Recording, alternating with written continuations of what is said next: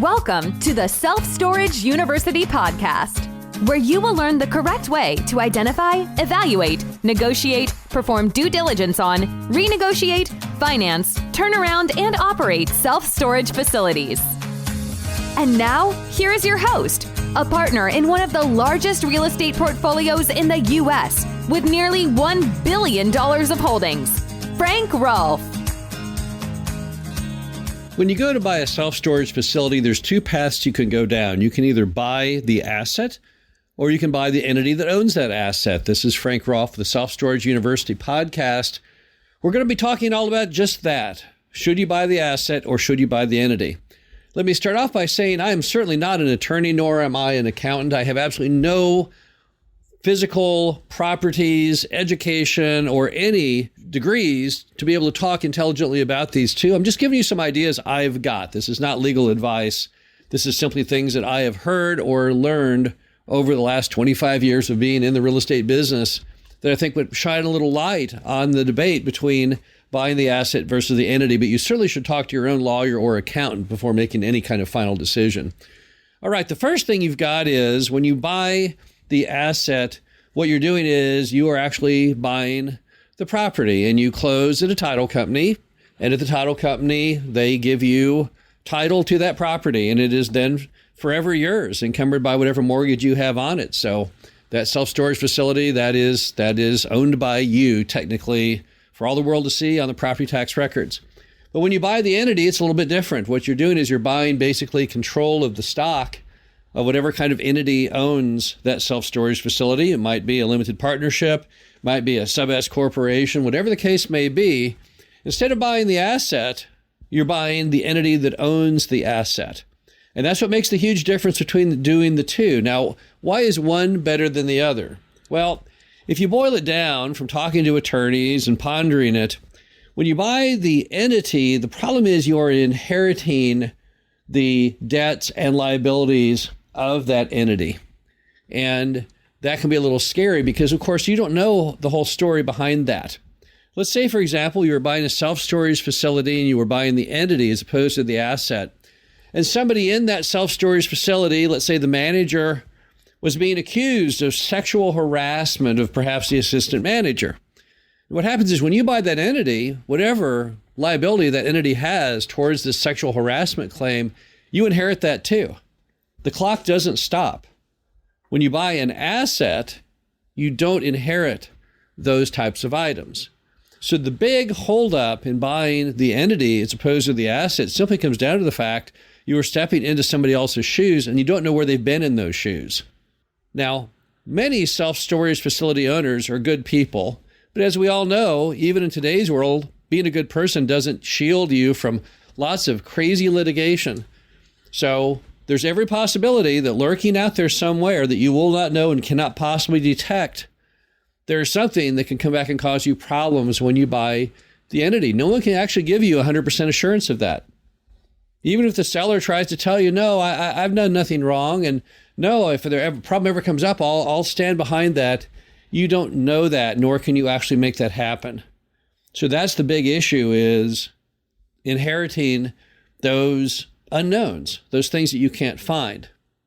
Now, the next problem you have when you buy an entity over buying the asset comes from the world of banking, because most banks know of these risks.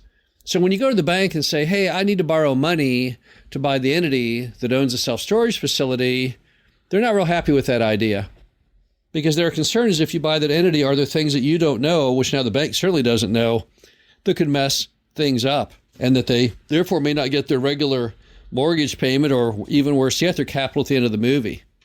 So another issue you're going to have is with your bank. Most banks will only do a loan when you are buying the asset. They will not do a loan when you are buying an entity. And some who will do a loan if you're buying the entity but not the asset, they're going to do it at a far lower loan to value to protect themselves. So if they were going to do 80% loan to value or LTV rate when you buy the asset, they might only do 50%, or maybe even worse, loan to value or LTV rate if you're buying the entity, because they're frankly concerned. They have the same worries and problems that you should probably have in buying the entity. Next, you have all kinds of issues when you buy the entity regarding depreciation. When you buy the asset, then typical depreciation rules apply. When you buy the entity, there may be limitations on how much depreciation you can use going forward because that entity has already eaten up some or all of those depreciation benefits. So for that, you need to go to your accountant and say, hey, what do you think? What's going to impact the depreciation and my financial ultimate profit from the self-storage facility if I buy the entity as opposed to the asset? Which then begs the question, if buying the entity is always inferior to buying the asset, if buying the asset is the classic gold standard of buying a self-storage facility, then why would anyone ever do it? Why would you buy an entity? Well, the first reason might be if you are trying to bypass local permitting issues. Let's say that self-storage facility was built under some kind of special use permit where when you sell the facility, then the permit ends or it starts some time clock to end that usage. But if you buy the entity, often you would not trigger that. Now, of course, you'd have to ask yourself if that was a reason to buy the entity, wait a minute now, what happens when I go to sell this down the road? Then how will that work? Because if I refuse to buy the asset because it will trigger some kind of terrible permitting issue, won't that really, really hurt me in the future if I go to sell it? Won't the new buyer say, wait a minute, I'm not buying this self-storage facility because the permit's all screwed up? And of course, that will also trickle down to their lender who will say, wait, I'm not putting a loan on this self-storage thing because of the screwed up permit. So if you're trying to buy it just to that, for that one issue, well, you not want to put on the brakes there for a minute and think about why are you doing that? Another reason you might buy the entity, and the big reason you might buy the entity over the asset, is just to get the deal done. Sometimes the seller, for whatever reason, they won't sell you the asset, despite the fact that's what you really want to buy. They'll say, nah, I don't want to sell it. I would only sell if you bought the entity that owns the asset. Now, if that's the case, you'll have to make a judgment call. Does this have everything else in good working order that you really, really, really want to buy, and you want to buy it so badly that you'll buy the entity? Is the price maybe just spectacular? I once bought a property where I bought just the entity. It was a crazy deal. It was a zero down deal. And there was a first lien and a second lien and a third lien. And the only reason I agreed to buy the entity was because the worst I had to lose in it was not much, because I had no money in it. There was no skin in the game on my part at all. It was a truly zero down deal. It was a property that was failing, and there was really no way anyone would get involved unless it was no money out of pocket. They were literally just looking for someone they thought could actually, bring the thing out of the dumpster. So on that deal, yeah, okay, I bought the entity. But again, I didn't have to put out any money towards buying the entity. But it's up to you. It's your choice. If you see a thing in a self-storage facility that you say, oh my gosh, at this price, I can't go wrong.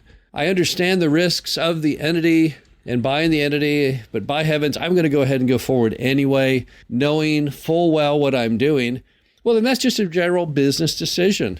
It would be no different if there was some other issue like floodplain or something that also concerned you. When we make decisions on buying a storage property, there's many things that go into that decision. It isn't just one item. It's not just asset versus entity purchase. There's a host of other things. And if everything else points to positive and you say, well, I understand the risk, I'm going to do it anyway, well, that's fine. Also, if you're going to buy an entity, make sure that you do hire an attorney or someone to help you try and minimize what your exposure is. In some states, there may be tricks, things that you can write into the agreement that will protect you should something pop up. And there are additionally places you can search for looking for outstanding litigation that may have been filed or other issues. One final note, it's a lot less scary to buy an entity when you're buying it from someone that your gut instinct tells you truly can be trusted, has been running a property in good condition. Everyone knows what it's like when you go to a mom and pop storage facility that is very, very poorly run. You know there's all kinds of things you don't know because no one's really been minding the store. And that's where you would probably have the greatest risk, if there was any risk to your entity, is simply because no one was ever taking advanced precaution or being proactive to stop those things from happening.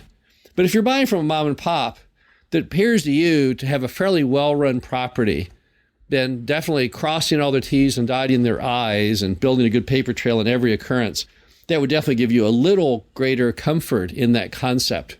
But once again, anything you do when you're buying an entity, do seek proper legal counsel and accounting counsel just to make sure you know fully what you're getting involved in. This is Frank Rolfe, the Self-Storage University podcast. Hope you enjoyed this. Talk to you again soon. Thank you for listening to the Self-Storage University podcast. Be sure to visit us at ssupodcast.com, where you can learn the correct way to identify, evaluate, negotiate, perform due diligence on, renegotiate, finance, turnaround, and operate self-storage facilities.